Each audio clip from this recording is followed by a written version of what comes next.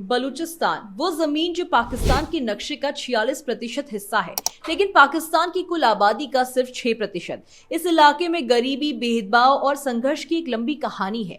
पाकिस्तान का सबसे ज्यादा खनिज भंडार होने के बावजूद भी यहाँ के लोग बुनियादी सुविधाओं से भी दूर हैं। बलूचिस्तान की धरती पर चल रहा संघर्ष कोई नया नहीं है। हाल ही में बलूच लिबरेशन आर्मी यानी बीएलए ने पाकिस्तान सेना पर एक बड़ा हमला किया। बोलन दर्रा इलाके में बीएलए के स्पेशल टेक्टिकल ऑपरेशंस स्क्वाड ने रिमोट कंट्रोल आईईडी के जरिए 12 पाकिस्तानी सैनिकों को मौत के घाट उतार दिया। यह हमला सिर्फ एक घटना नहीं बल्कि एक बड़े संघर्ष का हिस्सा है।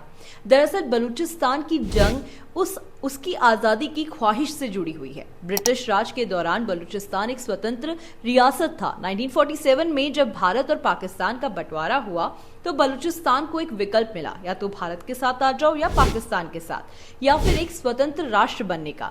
कलात राज्य के शासक ने आजादी का ऐलान किया, जिसे मुस्लिम लीग ने मान्यता भी दी।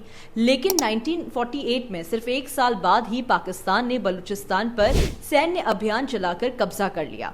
तब से आज तक बलूचिस्तान में आजादी की मांग जारी है। ग्वादर पोर्ट को चीन को सौंपने के बाद स्थानीय लोगों में और गुस्सा भर गया।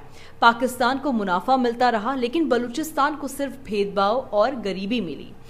लेकिन अब समीकरण बदल रहे हैं। भारत की मजबूत विदेश नीति और अंतर्राष्ट्रीय स्तर पर बलूच आंदोलन को मिलने वाला समर्थन एक नई उम्मीद जगा रहा है। बीएलए के हमले सिर्फ हिंसा नहीं बल्कि एक संदेश है। बलूचिस्तान की आजादी की लड़ाई में अब एक नया अध्याय जुड़ रहा है। भारत और बलूचिस्तान के साझा हित अब पाकिस्तान की सत्ता को चुनौती दे रहे हैं। पाकिस्तान को ये समझना होगा कि बंदूकों से आवाजें नहीं दबाई जाती। बलूचिस्तान आज भी आजादी का सपना देख रहा है और भारत का कूटनीतिक समर्थन इस संघर्ष को और मजबूत बना रहा है। शायद वो दिन दूर नहीं जब बलूचिस्तान अपनी पहचान के साथ एक स्वतंत्र राष्ट्र बनकर उभरेगा।